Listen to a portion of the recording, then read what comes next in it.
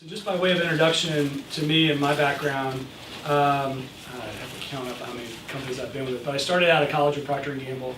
Got my job there. It was either that or go play drums in a rock band in Detroit.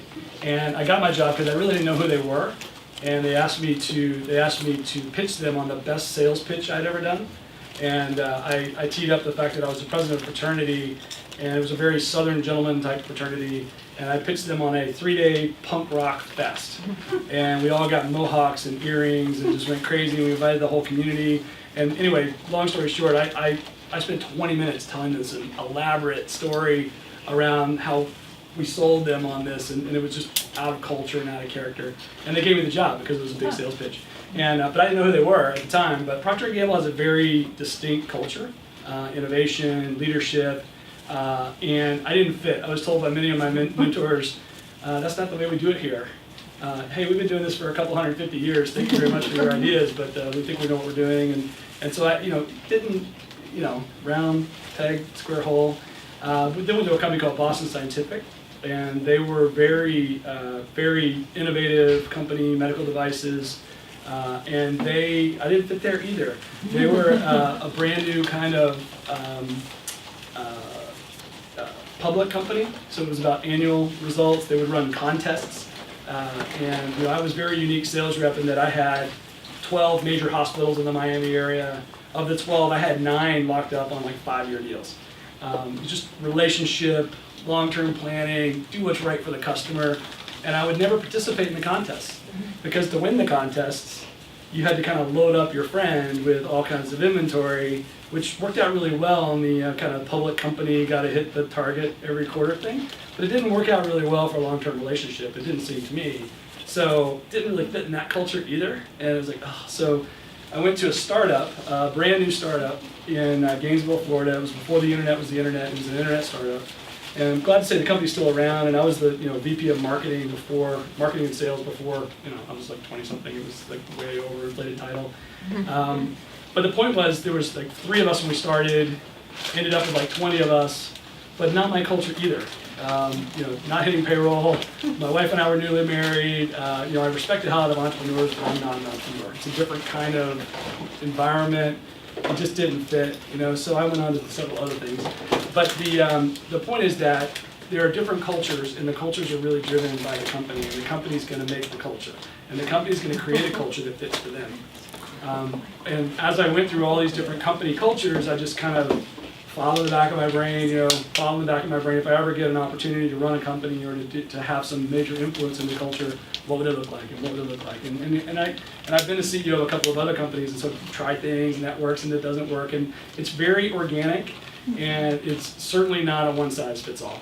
Because clearly, if you're with Procter & Gamble, and you are Procter & Gamble, you're going to say that culture fits, right? That's the perfect culture for Procter & Gamble. So it's not a one-size-fits-all. I think that the purpose that I'm trying to do with this presentation is just to give you some ideas. It's positioned in a format that's very much here's what we do. Here's kind of the keys that we think about culture. At the same time, I look forward to having dialogue with Echo and learning, because we're constantly a learning organization, so we're excited about that. A little bit about the company, just 2 seconds. We are a company that buys from farmers, so we do a lot with organic farming, organic materials. So we make our own ingredients, and we bring in fruits and vegetables right down the road at Fort Delta, and we make ingredients. They go through this process where they're on a dryer, and so it gets milled down, put on a dryer, and then we turn those into supplements. So that's the basis of our company for what we do, just to kind of lay it out. The company's been around for 43 years, so 1973, and I got here in 2011. And we changed the name to FoodState in 2011. The brand that you might know, the company is Megafood. Megafood is the brand that you might see in natural retail. Okay. That's still out there, isn't it? Oh yeah. We're growing very well, and it's a leader in the whole food. It's called whole food supplements. Yeah. So that's our mission is very important to us. I'm a big believer that there's clarity in strategy, and where there's clarity in strategy, you have the opportunity to build a culture around that. Where there's a lack of clarity, it makes it really difficult to get everybody coalesced around something. We've had some turnover, and I'd say a lot of the turnover that we've had has to do with just not a fit to the mission and a fit to how we do things in our culture. And that's okay, because you want people, you want people to be in a place where they feel comfortable and where they can really survive and thrive. So first, kind of tip is clarity in mission, clarity in vision. And so our mission is we're in the business of improving lives by staying true to the intention of food. We'll come back to improving lives in a big way. And we do this by excelling and inspiring with our two great brands, Megafood, and Megafood's in the natural retail space. So you might see that Whole Foods market, A market, like health food stores.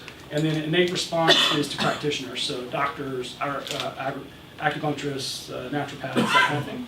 And both brands sell whole food supplements. Right? We have a tagline that we use a lot, ILIO. I use hashtag because I'm on Twitter a lot. We'll talk a little bit more about that as well. But ILIO is basically improve lives, inspire others. So a few years ago, actually a couple years now, we tweaked our mission to add the word inspire. And the concept was we can improve lives all day long. We can improve the lives of our employees that we put at the center of our target, and then the customers are one ring out, and then the community kind of comes out. So we can really focus on improving the lives of our employees and our customers, et cetera. But if we also tell people about what we're doing and show people what we're doing, someone might get inspired and improve another life. So we feel like that word inspiration is kind of a magnifier, right? It kind of compounds the effect of improving lives. So as a company, we added in the ILIO, just a couple of years ago, where it's about improving lives, but it's also inspiring others. So we want to tell the story of what we do. We want to be out loud. You'll see that we've got a lot of video. We talk a lot about what we do, and it's not to brag. It's to help people get inspired to hopefully go do something good in their community. Because if we're truly in the business of improving lives, we can have a big effect if we're inspiring people to magnify that. So that's our goal. So we're here to talk about culture. I actually looked up the definition just to kind of get a sense of grounding on this thing. So the customs, arts, social institutions, and achievements of a particular nation, people, or other social group, in this case, a company, right? So the attitudes and behavior characteristics of a particular social group or company. And everybody's got a culture, 100%. And it's either proactive, or it's reactive, or it's organic. I've always been a believer that building culture is very proactive. You get what you put into it, you get what you envision, you get what you want when it comes to culture. And if it's just something you let happen to you, it will happen to you. And you probably have seen that in some of your organizations, especially startups. Startups, smaller companies that I've worked with, they struggle with this because they're not really thinking intentionally about what they want in a culture, and it just kind of happens. And before they know it, they're dealing with a lot of stuff that they probably wouldn't have dealt with had they thought it through a little bit more and turned it to be a little bit more proactive. As an example of the proactive nature of what we've done, we actually named our culture. So just a little background here. When my sweet spot as a CEO is taking over for an entrepreneur and scaling. So I've done that 3 times. And so I'm very used to what the culture is for an entrepreneur versus the culture of scale. And it's been my experience that in an entrepreneurial environment, the entrepreneur tends to make all the decisions. It tends to be very top down. They've got the vision and they hire people that kind of get stuff done, right? And so it's very top down typically. That's hard to scale. When you reach a certain size company, that model's really hard to scale. So the good entrepreneurs will either recognize it's hard to scale and just kind of settle into a nice family-run business and take advantage of kind of a smaller family-run business, or they will hire someone to scale their business because it's a different set of skills. The entrepreneur, they don't necessarily have, a lot of them, not all of them, a lot of them don't have the necessary skills to scale a business. So I'm usually the guy that they call. So when I came to Biosan, the name of the company was Biosan back then in 2011, I was taking over from an entrepreneurial environment that had been that way for 30 years. So there were a lot of people who just kept their head down and did what they were told.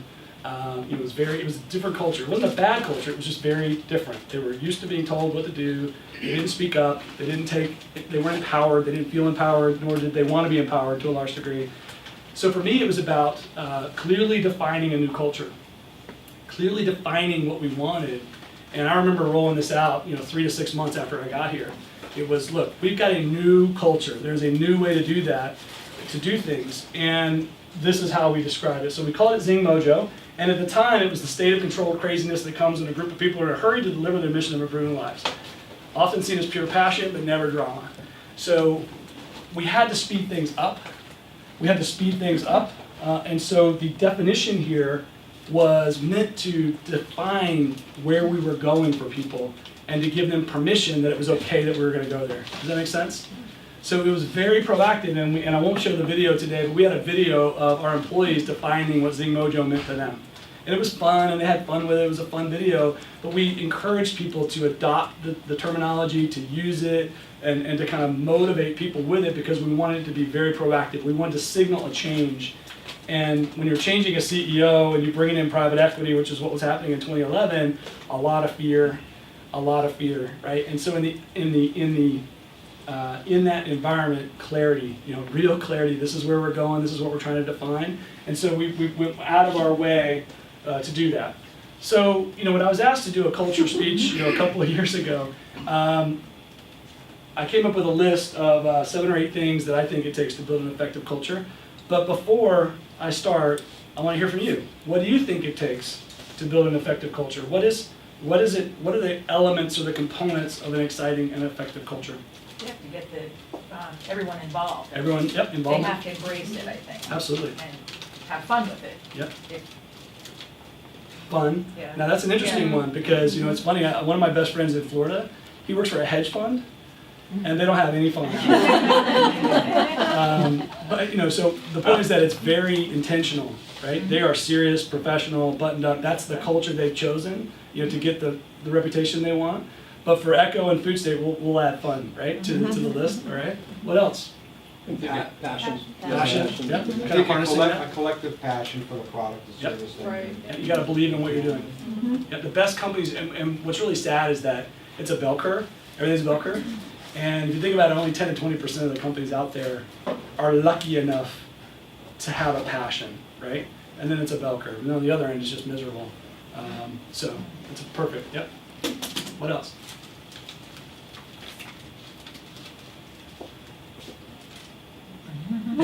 Am I allowed to pipe in? Sure. Sorry to talk at your backs, but I actually work on the people team for Robert at FoodState, and one of the things that I loved about the company when I joined it 2 weeks ago was 2 weeks ago. did I say 2 years? Oh, sorry. It seems like 2 years ago.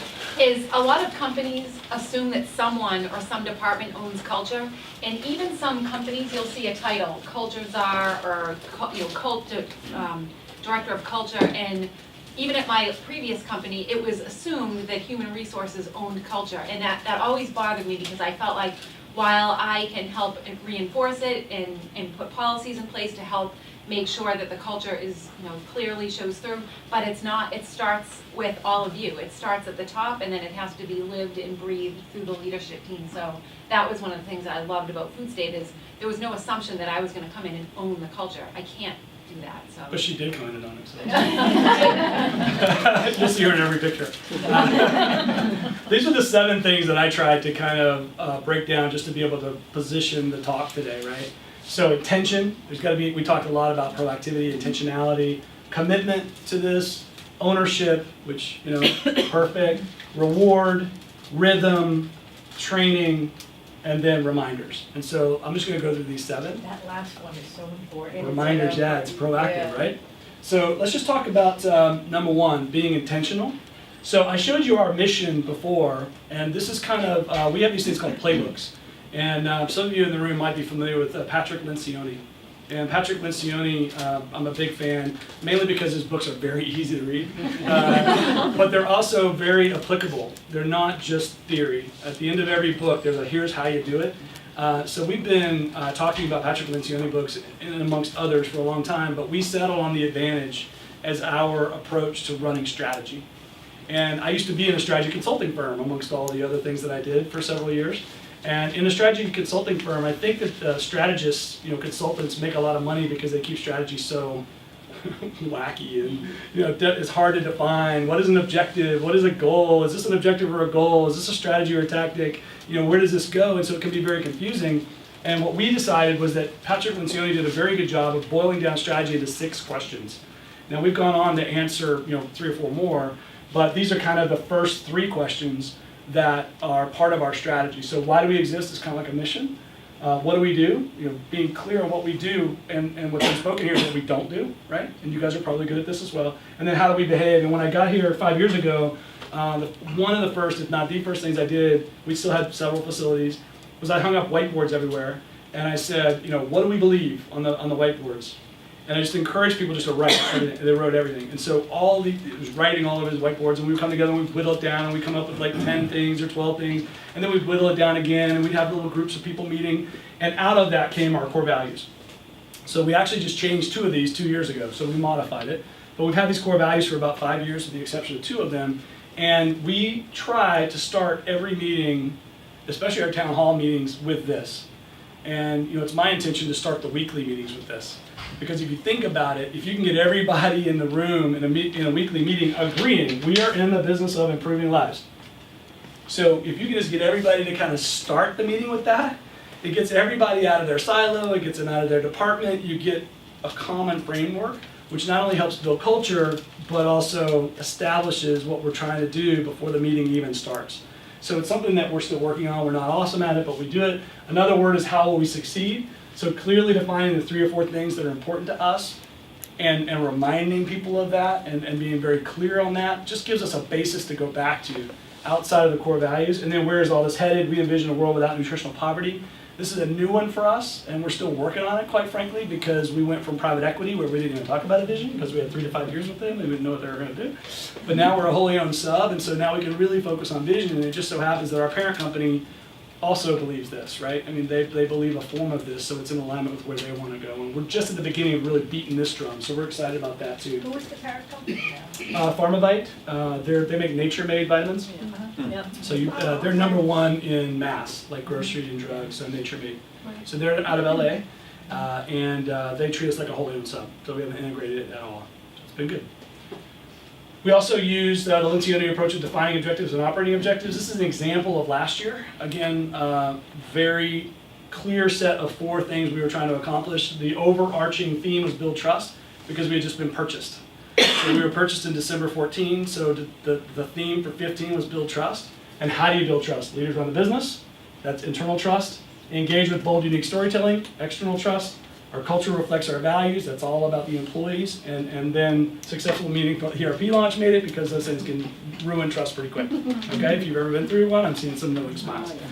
So everything we did was centered around these 4 things, and then coming off of those 4 things was very specific to each team, each group. They knew where they fit.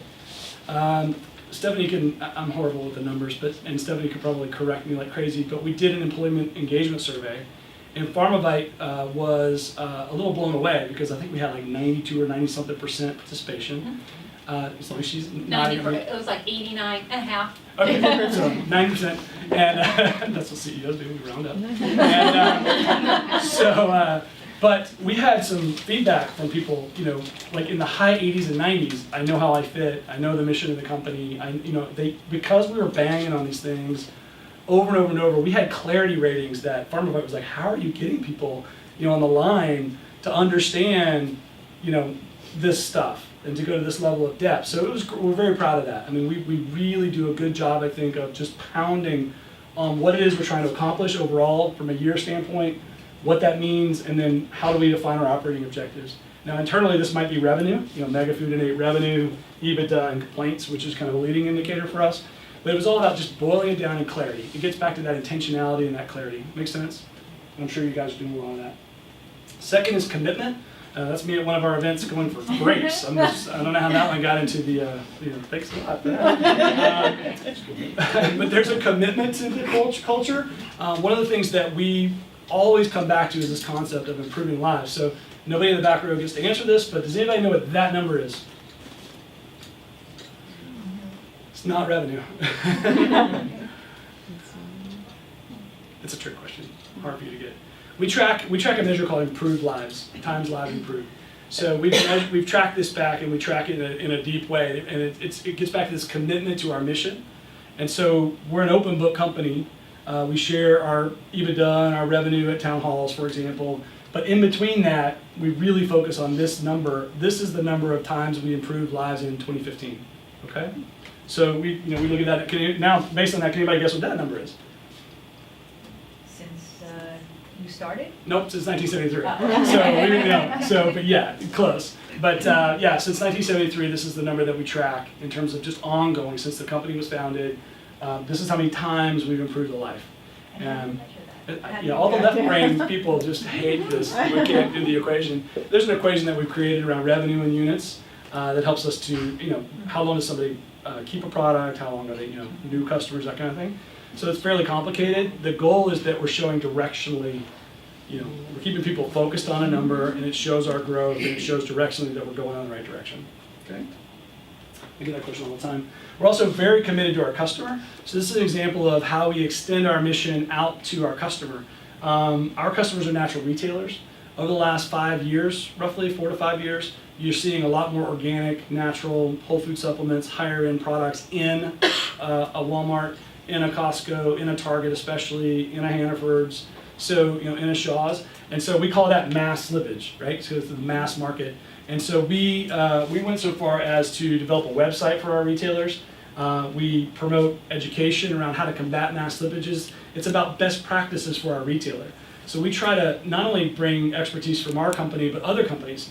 And we're doing a big summit in a couple of weeks across downtown Manchester, where we're flying in 25 of our best retailers, and we're flying in speakers. Mass, the VP of Sales for Pharmavite, Nature Made, an Amazon expert, a conscious capitalism expert, a storytelling expert, and we're flying in experts to talk to our customers about this problem that they're facing and try to help them. So it's a way to say, it's not just about improving lives by selling a bottle of pills, it's recognizing that our customers also have problems, and we want to improve their life, and that means they're struggling with how to run their business in this new environment. So we've kind of tried to reach out and touch base on that. Commitment comes from the top, Dave. So this is right across the street. We had a rodeo. I think this is 3 or 4 years ago. I wasn't very good at it,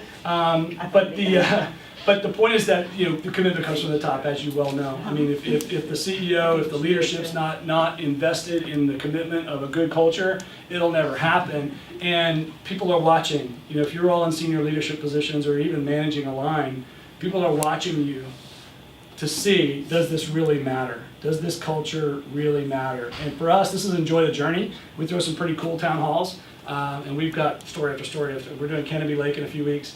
But we try to make them fun. It's about enjoying the journey. That's a core value of ours. And so that commitment comes from the top. I also am committed to my industry. I do a lot on Twitter. I do a lot in terms of blogging and out front with LinkedIn, because I honestly believe that with social media, the voyeurism, if I can use that word, of social media is great, because my best man lives in Charleston, South Carolina. I got married 20 years ago. I haven't seen him personally in years and years and years, but I've watched his daughters grow up. His daughters are the same age as my 2 daughters. And so there's this connection that society has now that's at a deeper level, and it's very personal. And I'm a big believer that the value of a brand is still good, but now the expectation is much higher. I want to have a personal relationship with the people in that brand. So if our customers, if a natural retailer or if a supplier that we want to do business with trusts me personally, because ultimately the buck stops here, right? I don't make a lot of decisions, but I could if I wanted to. But if they trust me personally, they are going to trust the company. Does that make sense? Mm-hmm. People want that deeper relationship. They want to know, and that's really tough, because I'm in YPO and I have this conversation a lot with other CEOs. It's a bell curve. Some CEOs are really comfortable out here on the edge. Other CEOs are like, forget that. I mean, this isn't, and plus we're raised to be humble. We're raised to not be out front, right? But I personally believe that the more people you know in a company that you trust and respect and you recognize they've got integrity, that rubs off on the brand. And that gets back to the commitment. Third one here, ownership. This is our culture club. And is that culture club? Yeah, big group in the culture club. So the coolest thing about culture club, and the third one's here is ownership. We have a culture club at FoodState, and the coolest thing about it is I had nothing to do with it. I think Ashley and a few people came and said, look, we really want to dedicate to figuring out how to really support the culture in a deep way. So they created a club. And basically they asked for a budget, and they're like, we're going to do this, and we're going to do that. And we're like, great, go. And they oversee our company events and celebrations, tons of community events. We have an MVP program, which I'll talk about, job shadow programs across and internally. And then we just rolled out about, I don't know, a year ago maybe, less, volunteer paid time off, which we'll talk a little bit about, pursue passion time. But they run all this, and they make sure that the trains are running on time and that it's actually getting some attention. If this lived at the executive level, if all of this stuff lived at the executive level or even in HR, zero possibility that a lot of this stuff would get done. You're just not going to get done to the level of depth that it needs to. So this is a cross-department team. It's from all different parts of the department, all different departments and all different parts of the team, and they have a blast, and they bring that blast to us. And Stephanie and Ashley back there are dying to get up here and tell you about this for about another hour, because the things that they could tell you in terms of what we do, it's good, and that's why we want to share best practices, because we can always learn. We can always learn what you're doing and other companies are doing, and we're looking for ways to share best practices on that. So this is one example of community gardens. So we've been very committed to community gardens here in the Manchester area, New Hampshire area, now into Mass and Connecticut. Yeah, Mass and Connecticut. And our vision in terms of curing nutritional poverty is to really roll this community garden program out nationwide through our brand MegaFood.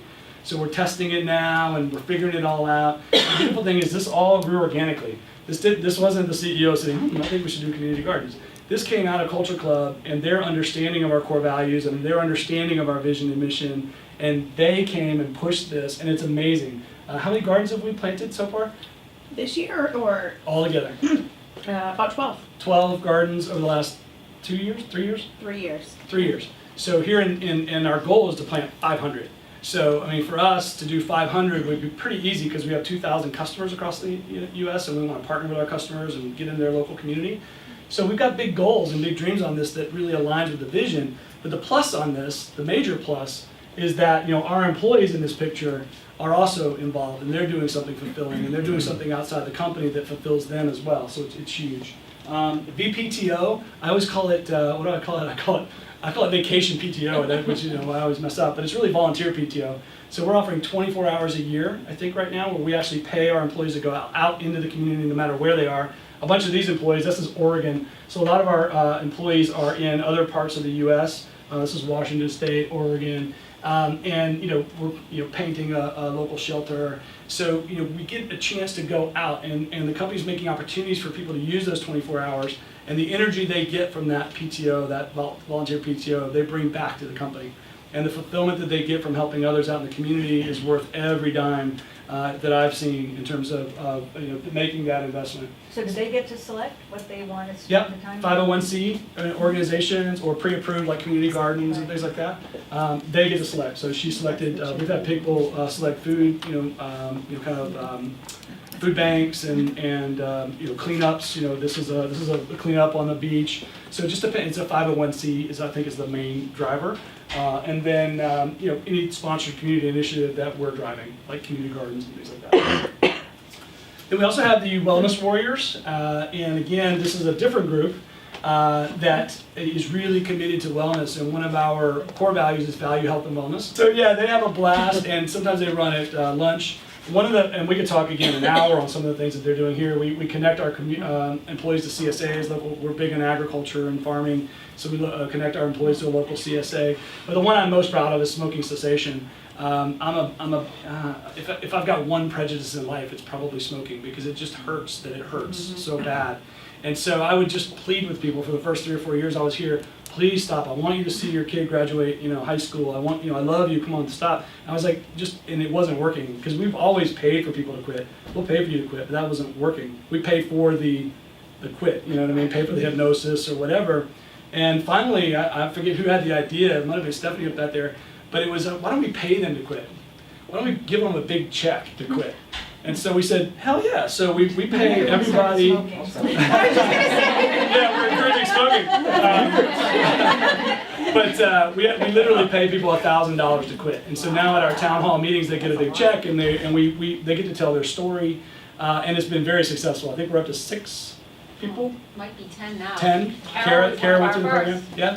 So it's one of those things where 10 people have now stepped up and said, and they're proud of it. And it takes a village, right? You got to support them. And it's not to call out the smokers. It's not to call. It's to say, come on, let's do this together. We know it's hard. They have to stay clean for 6 months, and then they sign affidavits and things like that. But it's neat to be able to celebrate that as a part of our value in health and wellness. It's something I'm really, really proud of from a program standpoint. The fourth thing is reward. That's Mary Jane. She's down in Boston. She won our Zing Mojo Award, and it's the coveted Zing Mojo ukulele every year for the person that most expresses our core values. But we use a variety of different rewards. We have these great pens that the team came up with, that the Culture Club came up with, that represents each of our core values. So, do it right might be a check mark, and enjoy the journey, and be real up there, the mask. And so we have an MVP program, and people nominate, peers nominate people, employees nominate people, and then their bosses make sure that it works and everything. And there's a nice program. But monthly we give out these pins, and we also recognize these people as we go, and we recognize them in a big setting at the town halls every 6 months. And then the Zing Mojo ukulele, which we talked about, which kind of captures it all, captures the whole concept. That was another one of our town halls, the Hawaiian party. But rhythm is another important one, and this gets back to strategy and rhythm of a business. But there's also a rhythm to culture, and so from my standpoint, we do 2 live town halls a year, and then in between we do virtual town halls. We do video updates. Quite a lot. So at the end of every month, we'll do a video update in terms of where we're at on Lives Improved. My commitment is to try to communicate at least once or twice a week. I've got drive time communications, and my team gets mad at me because sometimes I do video when I'm driving, which isn't safe. I don't recommend it. But there's a cool tool. There's a cool tool on your iPhone called Voice Memos. And I just turn on the voice memo and talk about what's got me psyched or what I'm grateful for, and kind of reinforce the core values or reinforce the vision. And that goes out hopefully once a week. I'm not as great at it as I should be, but I'd like to do it once or twice a week in terms of really pushing it forward. So we have a fun time. I also do Robert's Rounds. So quarterly, I sit with every facility, and there's no agenda. And so the team brings in lunch, and everybody gets to sit down and have lunch, and then there's no agenda. Everybody asks what they want to ask, and we just have a real open discussion and roundtable. Monthly leader meetings, Google Plus community. I mean, it goes on and on and on in terms of, but it's scheduled. We literally schedule this stuff out a year in advance. So in August, we start talking about next year's schedule. We schedule the town halls, we schedule the roundtables. I try to schedule my voice memos, into my week. And we schedule it so that it forces a rhythm. People know every 6 months we're having a town hall. People know the town hall is going to be fun. So the point is that rhythm is very, very proactive, and it's scheduled. Okay. The next place I'll go is training. Training on this is vital. Do you guys have any kind of leadership program or that kind of thing? Yep. Yeah, that's one of the things we're most proud of is our FoodState leadership program. And just a couple things about that. In order to drive clarity, we defined what a FoodState leader was. So this started off as a book club in 2011, and we just started off with 7 Habits of Highly Effective People. And I bought a copy for 8 people that were the young leaders at the time. And we just started kind of reading the book together. And we get together Thursday morning or whatever and just have coffee and read this. It started off as a book club. And then it rapidly morphed into leadership training that we call FoodState Leadership Training or Flight School. And so we defined our leader as having their act together, works well with others, leads others, knows plans to run their business, and lives the core values. And so all of our training connects back to those leadership principles, so that we've got kind of how we stake that. Our leadership program is going through a lot of changes in the last 4 years. I think we're 3 or 4 years now on the leadership program, and it's gone through a ton of changes. And the most recent change is when we went to a small group. So Ashley threw in some stats here. We have 68 people out of our 180-ish, we have 68 people in flight school. And it's everybody from managers to single contributors to directors to executives, VPs, etc. And because it got so big, it used to be us just kind of teaching. It would be an hour every Thursday. We take the last Thursday of the month off because it was the end of the fiscal, and just allowed some focus for the end of the fiscal. But 3 or 4 weeks out of the month, we would do this every single Thursday for an hour. And it used to be 55 minutes of presentation and 5 minutes of wrap up. And so we changed that, and it was around books. We've studied all kinds of different books and methodologies. But most recently we flipped that, and now we do a single problem solution approach. So here's the problem, and here's a particular solution, and here's the model around that solution, and that takes no more than 15 or 20 minutes. And then we broke those 68 people down into 9 teams, right? So there's 9 teams of the 68. So now we've got small groups, and we separated the small groups out into leaders of leaders. So that's primarily the executive team, leaders of leaders, leaders of others, so managers, directors, people that are really managing that level, and then leaders of self, right? So leaders that are important in terms of not necessarily having a team, but leadership and so there's 9 groups broken out into that. And then we have 3 tracks now. So we literally do 3 different tracks, 1 on Wednesday and 2 on Fridays. And the group gets to pick their track they're in. So if there's a leaders of others that wants to move up a track and see what's going on with the leaders of leaders, they get to pick. But then we do that 15-minute program, and then we break off, and all those small groups go into a room by themselves, and every small group's got a small group leader, and they facilitate discussion with some starter questions around what they just learned. And it's been extremely powerful to shift to a 15-minute lesson with 45 minutes of conversation, within these groups that are now tight and talking about how to apply it to their specific situation. You see what I mean? So it's been really, really powerful for us. It's something we're very, very, very proud of in terms of how we do this to build up leaders. We've got a common language now. We taught this whole principle of above the line, below the line thinking, and I must hear above the line 8 times a week, 12 times a week. So you define what it means to be a leader, then you create the environment for how to do that, and people start using that lexicon and they start really applying it in a deep way, and it's been really, really powerful for us as a company. It's really accelerating. One of those early objectives you saw was leaders run the business for 2015, and that was a major objective for us last year, and this year's defining objective is make it better together. And so there's a leadership component to that. And so it all trickles down, right? It all kind of comes back up, but we're very, very proud of FoodState leadership and looking to make that even better. So if you guys have got a program as well that is similar, or we can share some best practices on that, very, very interested in that.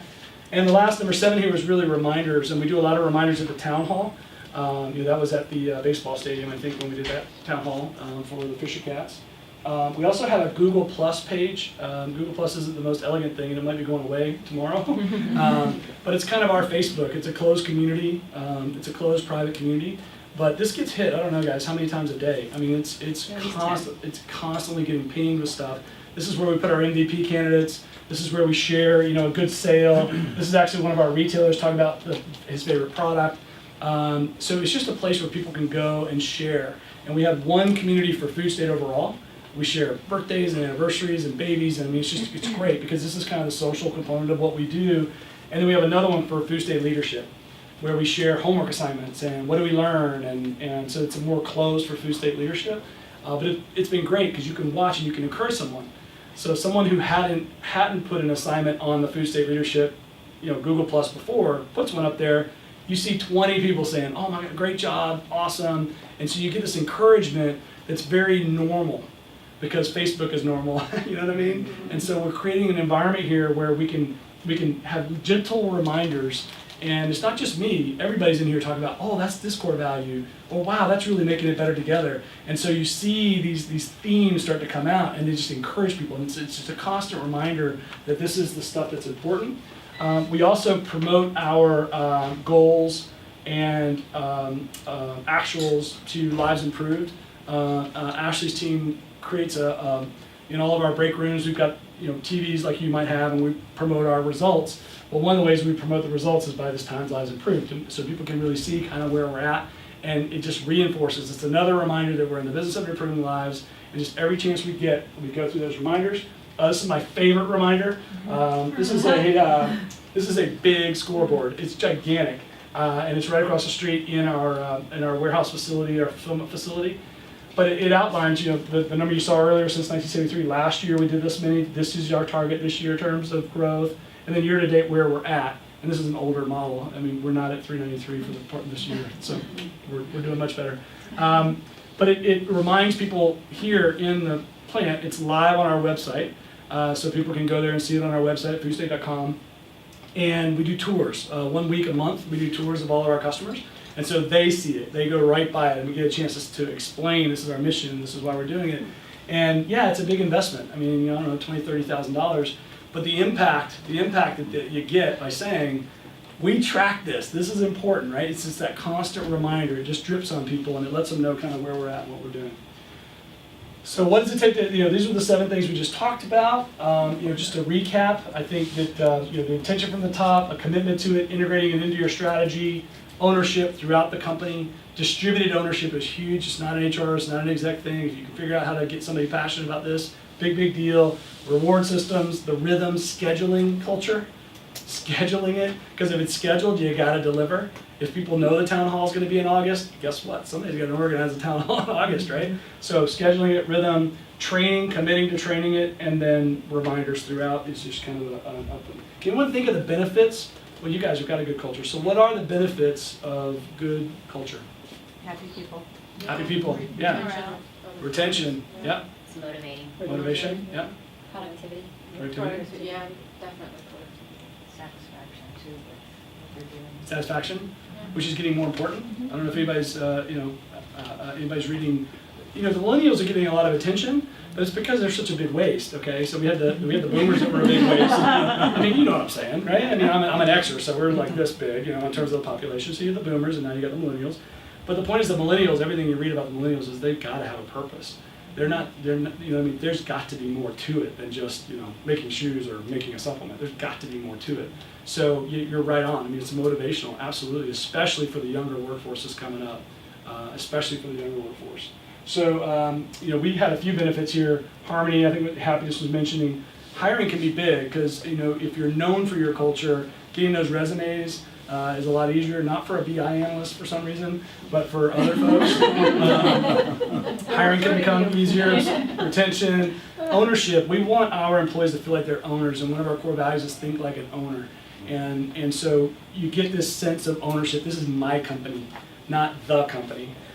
Which is a big difference. The whole concept of this is my company versus the company is something that we work on, and then overall results. And we've had very good results. We've grown about 2.8 times since the 2011 when we kind of rolled out these initiatives. It's near 3 times. So the end of this year will be a little over 3x in the last 4 or 5 years. So that's it.